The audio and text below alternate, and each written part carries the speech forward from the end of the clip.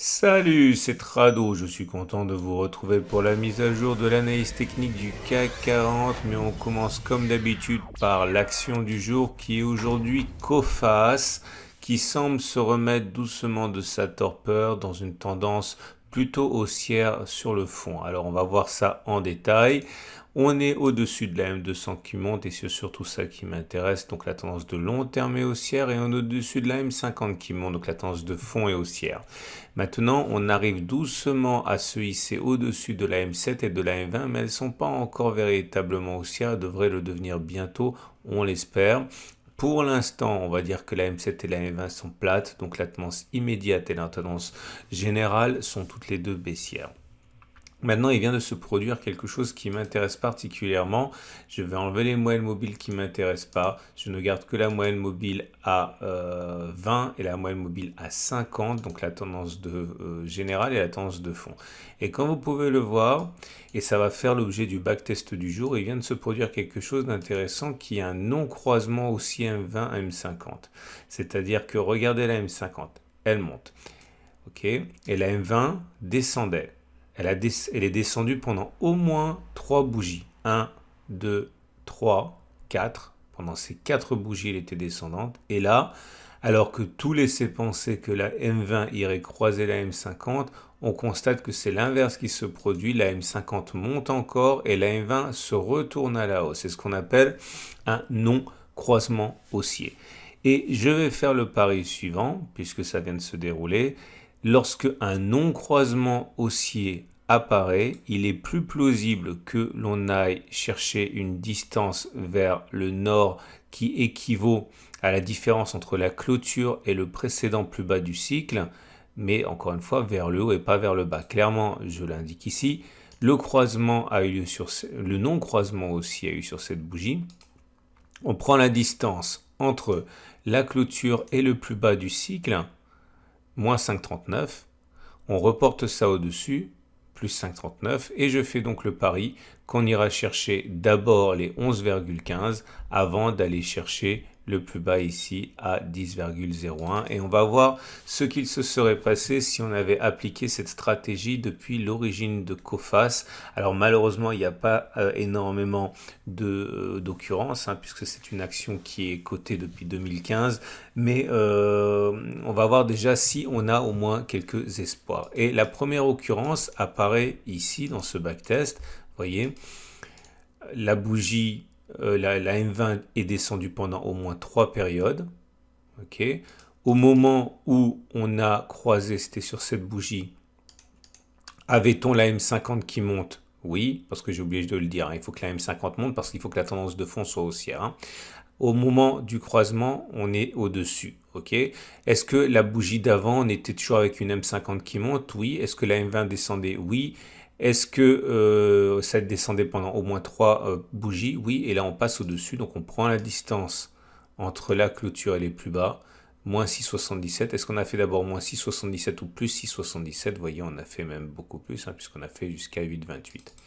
Deuxième occurrence, c'est là, et c'est un échec, comme vous pouvez le voir. Le non-croisement aussi a eu lieu sur cette bougie. Avait-on une M50 qui monte? Oui. Avait-on une M20 qui descendait pendant au moins 3 bougies? Oui. Avait-on une clôture au-dessus de la M20 et de la M50 et la M20 qui monte maintenant? Oui. Est-ce qu'on a réussi à faire d'abord la distance entre la clôture et les plus bas du cycle, moins 4,82 avant d'aller chercher moins 4,82, nous on a d'abord été chercher moins 4,82, donc on aurait perdu sur cette bougie-là, donc c'est un échec.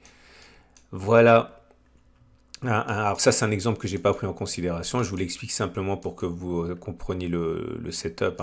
Là, ça descendait, puis c'est remonté, mais j'ai pas pris compte parce qu'on n'était pas avec une M20 qui descendait pendant 3 bougies, mais simplement pendant une bougie, donc c'est un cas qui ne m'intéresse pas. Là, par contre, ça remplit tous les critères, comme vous pouvez le voir. Sur cette bougie, on a eu notre non-croisement haussier. Okay. Le plus bas du cycle, il est à 17,07. Est-ce qu'on a d'abord fait moins 17,07 ou plus 17,07? Vous voyez, on a fait même beaucoup plus, puisque voilà, on est à 18, mais on est allé plus tard. Alors là, ça s'est joué vraiment à pas grand-chose, mais c'est un succès aussi. Comme vous voyez, il fallait faire fallait pas faire moins 6,53. Est-ce qu'on a d'abord fait moins 6,53 ou est-ce qu'on a fait plus 6,53? Et comme vous pouvez le voir, on a d'abord fait plus 6,53. Ça s'est pas joué à grand chose encore. On a fait 6,88, mais c'est un succès. Encore un succès là aussi qui s'est joué à vraiment un poil. Il ne fallait pas faire moins 6,86 si on a fait 7,29 d'abord. Donc c'est un succès. Encore un succès. Encore un succès, il fallait pas faire moins 3,19, on est d'abord monté de plus 3,19 et on arrive à la fin, là aussi. Alors là, voilà, ça c'est... non, ça c'est bon, on n'a pas eu 3... enfin non, il semblerait que ça fonctionne ça. Enfin bon, bref, c'est pas grave. Et ça y est, le dernier échec, il est là. Encore un échec ici. Et je crois que c'est terminé. Oui, c'est terminé. Là, ça tient compte, ça c'est pas bon parce qu'on n'avait pas 3 bougies de M20 descendantes. Et on arrive donc à uniquement 9 occurrences depuis la création de Coface en 2014. Avec 6 succès et 3 échecs, autrement dit, ça a fonctionné 2 fois plus que ça n'a échoué. Et si donc le backtest était valable, et il n'est pas valable parce qu'on ne peut pas vraiment tirer de loi sur aussi peu d'occurrences, mais en tout cas sur les 9 occurrences qu'on a eues, ça semble fonctionner. Donc il est plus plausible a priori que l'on fasse plus 5,39 que moins 5,39, autrement dit la baisse ne serait pas terminée. Voilà, je vous souhaite une excellente journée si votre voyage avec moi s'arrête ici. Si ça vous a mis la puce à l'oreille, si ça a excité votre curiosité, n'hésitez pas à me suivre, à vous abonner à ma chaîne YouTube, à me suivre sur Twitter, sur Facebook, sur Boursorama. Vous êtes de plus en plus nombreux à me faire confiance et je vous en remercie. Et n'oubliez pas, pour avancer plus rapidement, découvrez les podcasts des plus grands traders que je connaisse et qui m'ont fait l'extrême honneur de répondre à mes questions pour vous aider à progresser plus vite. C'est sur mon site de podcast de trader. On passe tout de suite au CAC 40.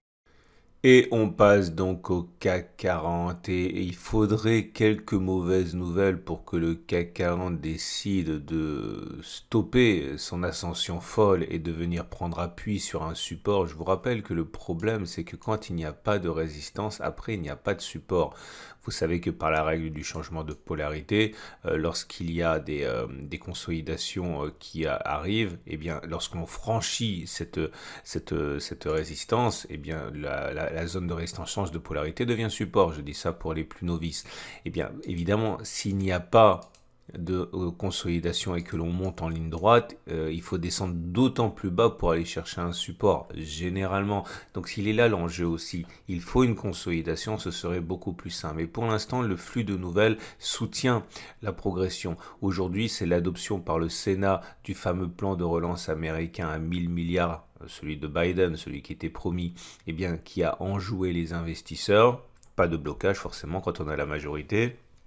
Et de l'autre côté, même si les signes d'un tapering proche sont là, à savoir le fait que la Banque centrale américaine prépare les investisseurs à ce qu'elle réduise sa politique expansionniste, eh bien pour l'instant c'est semble-t-il perçu par les investisseurs comme un signe d'excellente forme de la santé américaine qui ne justifie plus un quelconque laxisme monétaire. Donc voilà, les investisseurs ont envie d'y croire, ont chaussé leurs lunettes roses et pour l'instant il n'y a pas de signe de baisse imminente. Alors à relativiser néanmoins. Alors je vais d'abord faire les choses, je vous rappelle.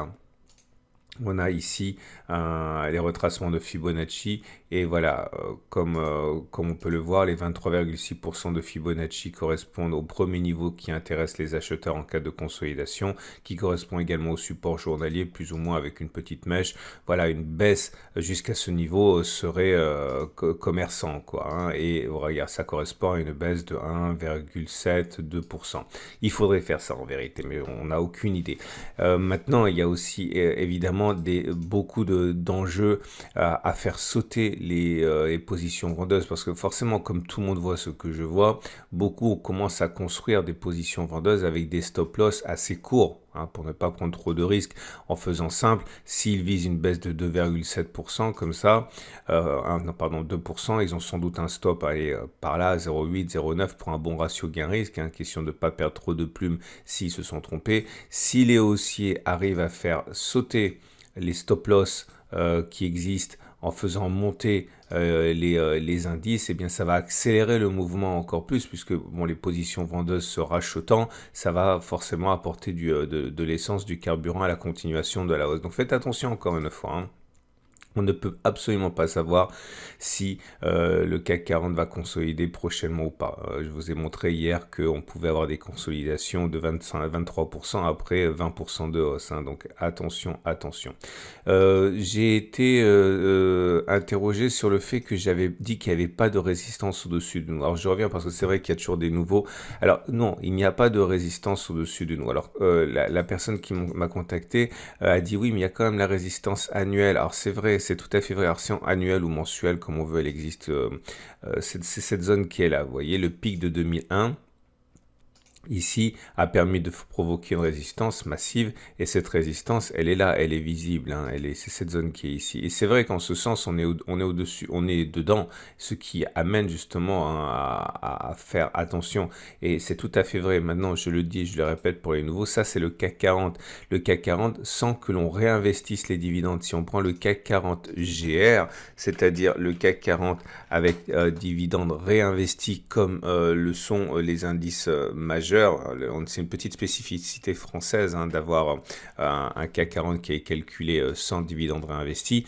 Et bien voilà, le pic de 2001, il est ici, et au-dessus de nous, il n'y a rien du tout. Alors, il est toujours possible de trouver des zones de support, enfin de résistance, même quand on n'a pas, hein, des zones artificielles, mais ça passe par des extensions de Fibonacci, ça passe par des figures chartistes, etc. Mais voilà, ça a moins de validité que s'il s'agissait de quelque chose de bien visible qui a fait ses preuves sur les indices, hein. Donc je reviens à mon CAC 40, c'est pour ça que je dis qu'on n'a rien au-dessus de nous, mais qui est forcément un abus de langage, hein. Il faudrait que je le répète tous les jours en fait, hein, qu'il y a quelque chose, mais qu'on n'y accorde pas beaucoup d'importance. Et puis surtout, sachez bien que le CAC 40 est un indice mouton, ok, c'est pas un indice directeur, c'est les indices américains, le DAX qui donne en gros la substance de l'évolution du CAC 40, et sur les indices américains, effectivement, on est sur des niveaux historiques. Donc on n'a rien au-dessus de nous, hein.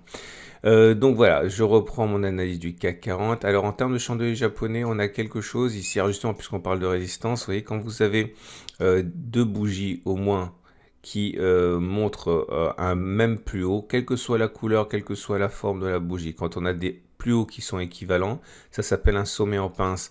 Et c'est une petite résistance, c'est un signe discret de résistance. Alors, il faut toujours se méfier des résistances qui apparaissent sur la même unité de temps quand cette même unité de temps elle est haussière, puisque vous le savez, si vous me suivez depuis suffisamment longtemps, voilà, quand une vraie résistance apparaît sur une unité de temps supérieure, hein, quand on veut qu'elle soit solide. Mais bon, c'est une résistance, hein, c'est un sommet en pince, mais on va dire qu'elle est intermédiaire. Je remets pour mémoire mon oblique ici, hein, qui n'a toujours pas été cassé. Bon, c'est compliqué. Là, peut-être on peut considérer que cette bougie, elle a cassé un petit peu.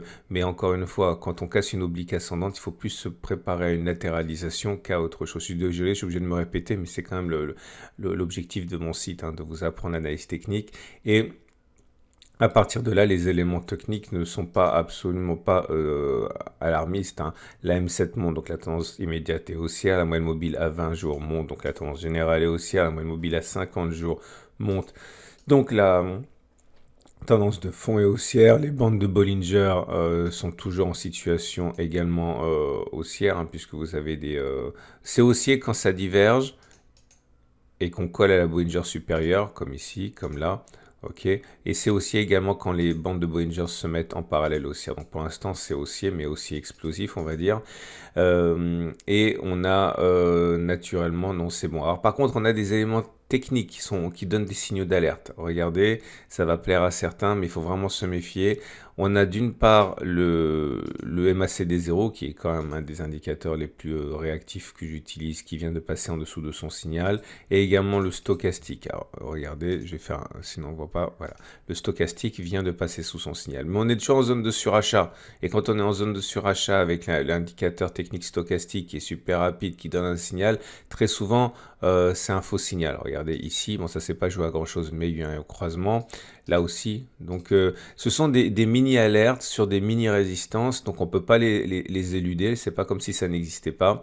Et on est en situation de vulnérabilité du fait qu'on a une divergence baissière, une nouvelle, ok, regardez, sur le MACD. Alors c'est important de remarquer ça parce que voilà, on a fait un plus haut sur les cours, mais en même temps on n'a pas fait de plus haut sur l'indicateur MACD, donc c'est une alerte. Mais comme vous le savez, les divergences, qu'elles soient baissières ou haussières, ça peut s'invalider. Et c'était le cas ici, vous voyez.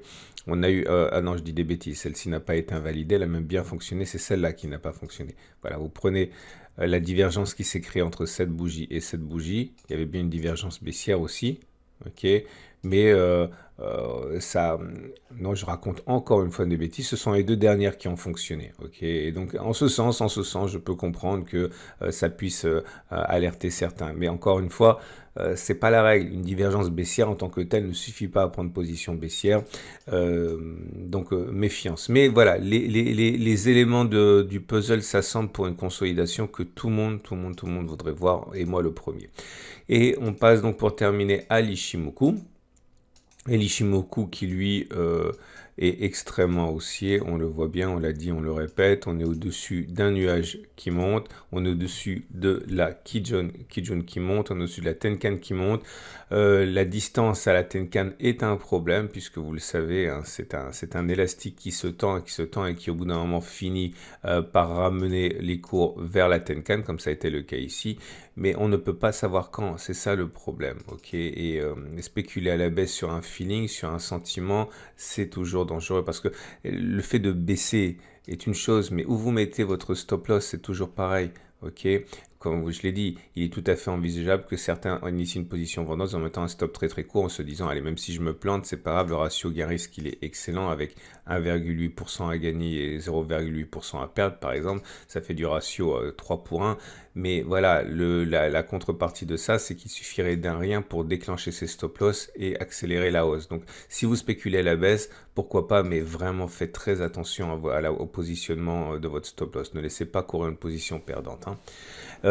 Et pour terminer, donc ça nous amène aux trades du jour. Alors les trades du jour, je le dis, je le répète, il n'y a pas grand chose de neuf, hein. Si vous êtes baissier, vous pouvez tenter ce que j'ai dit.